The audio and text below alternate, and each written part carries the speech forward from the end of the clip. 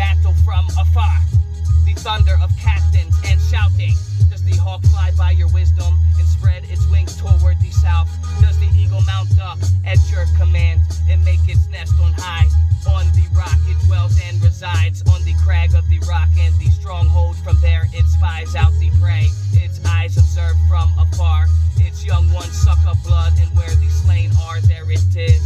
Shall the one who contends with the Almighty correct him? He who rebukes God, let him answer it. Now prepare yourself like a man. I will question you, and you shall answer me.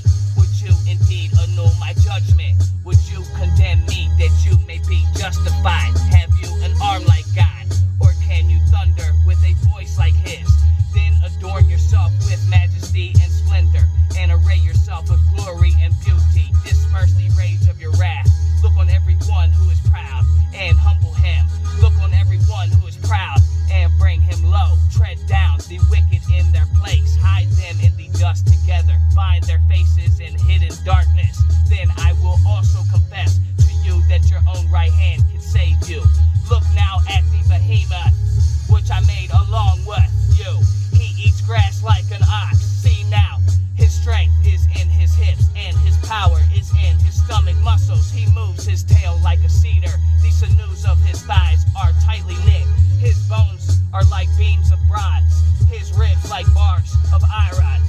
He is the first of the ways of God. Only he who made him can bring near his sword. Surely the mountains yield food for him, and all the beasts of the field play there. He lies under the lotus trees in a covert of reeds and marsh.